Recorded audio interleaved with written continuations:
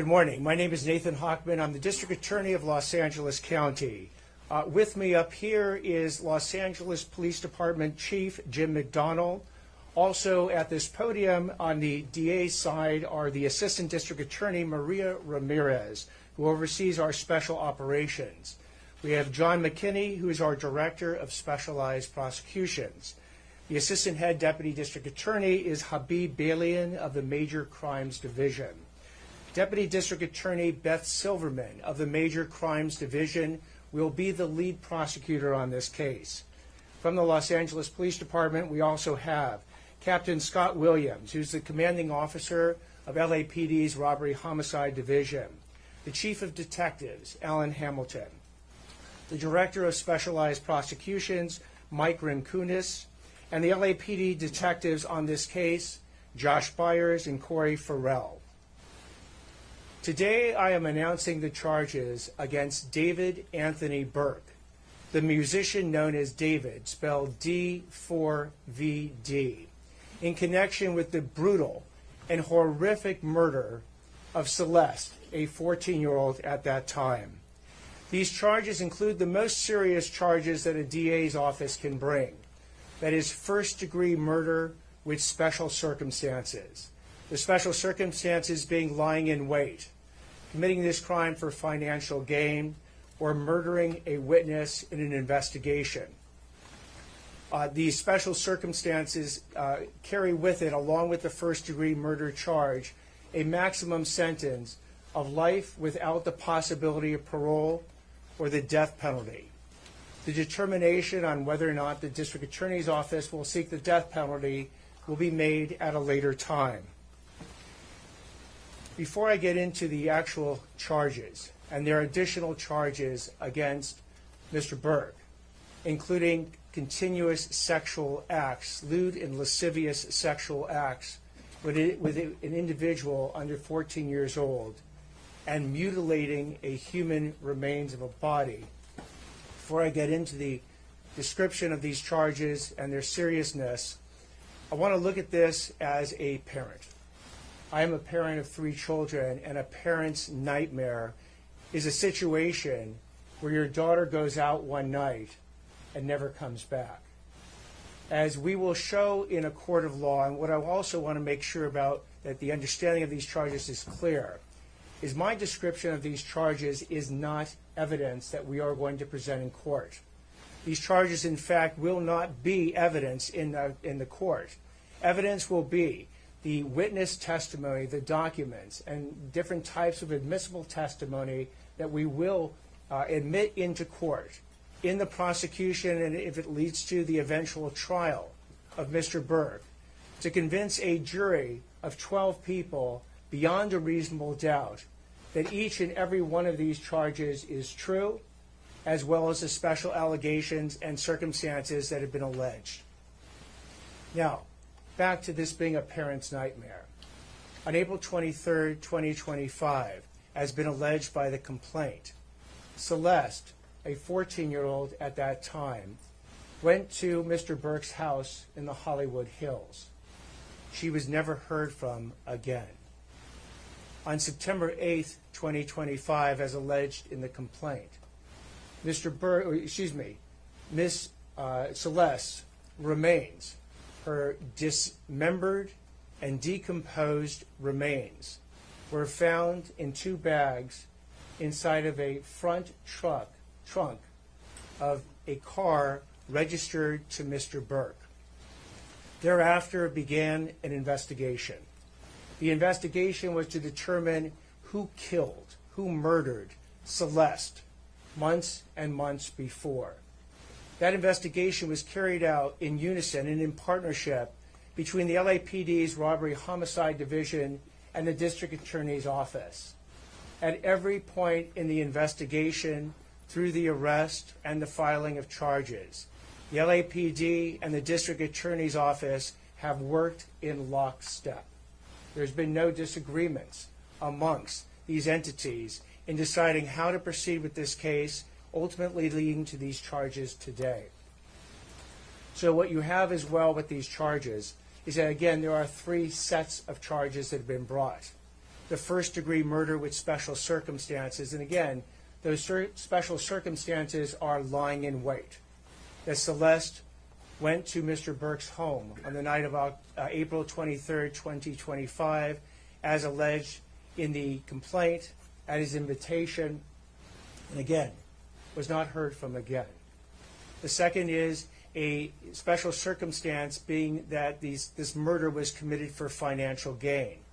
As the evidence will show in court, the financial gain was for Mr. Burke to maintain his very lucrative musical career that Celeste was threatening on that particular night.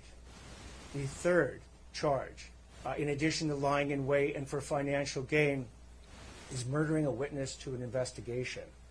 In this particular case, as the evidence will come out in court, the witness to the investigation was Celeste. And the investigation was into the lewd and lascivious sexual acts committed by Mr. Burke that is the subject of count 2 of this complaint with Celeste while she was under 14 years old.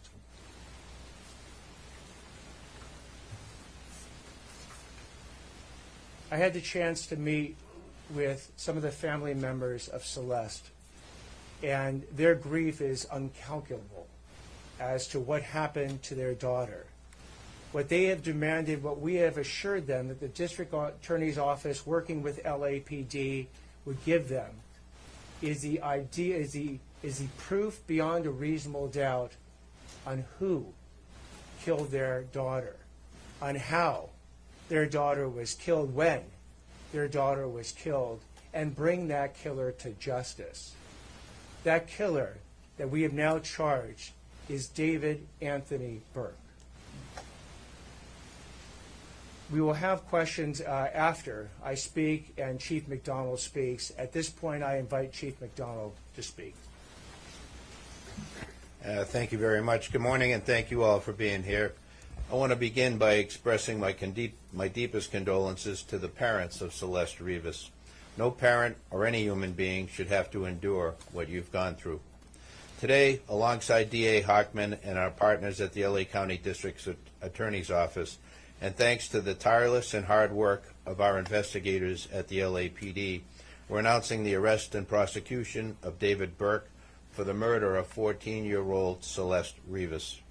Throughout the 7-month investigation, this department has faced criticism for how we handled the case and for our decision not to provide details. I want to be clear about something. My duty is not to fuel speculation, it's to deliver justice, and that requires patience and discipline on everybody's part.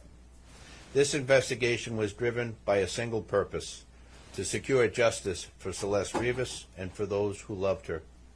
We had to be certain that nothing we did or said would ever jeopardize this case. Ms. Rivas was a reported runaway from Riverside County.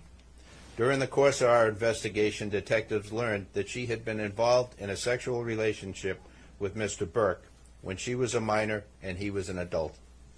On April 23, 2025, Ms. Rivas arrived at Mr. Burke's home in the Hollywood Hills. That's the last time she was known to be alive. On September 8, 2025, Ms. Rivas' dismembered and badly decomposed body was discovered in the front trunk of Mr. Burke's impounded Tesla. From that moment forward, our investigators faced an extraordinary, difficult, and complex case. The condition of her remains delayed the medical examiner's ability to be able to determine cause of death.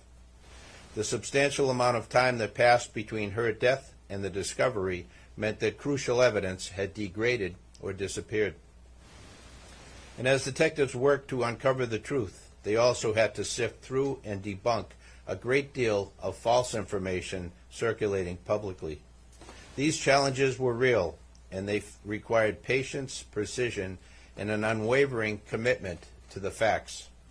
Despite these obstacles, and despite intense public pressure, our Robbery Homicide Division detectives remained steadfast in their duties. They recovered and analyzed a substantial amount of digital and forensic evidence. They stayed focused, disciplined, and committed to uncovering the truth. Their work, in close collaboration with the District Attorney's Office, has brought us to this moment today. I want to thank the District Attorney and his team, as always, for their partnership. This case demanded coordination, persistence, and a shared commitment to justice. Also, thank you to our media partners for showing up today and for sharing this important message with the public. And finally, to Ms. Rivas's family, we cannot undo the pain you are feeling. Our hope is that today brings some measure of accountability and a step in the journey toward healing.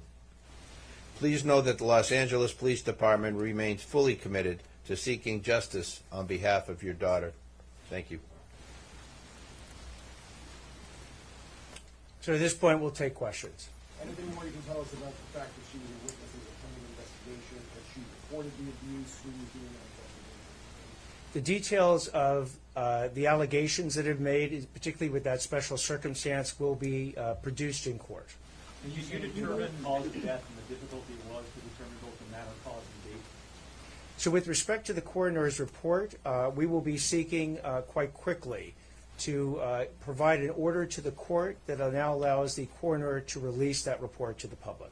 You believe that he from acted? the BBC, between the finding of the body of Celeste's body or her remains, why has it taken so long for an arrest to be made? I think the police chief got it right, that in a situation where you don't have an eyewitness account, or we can't point to a video that shows the killer killing someone, you have to go through the very rigorous and thorough investigation to look at all the digital and forensic evidence.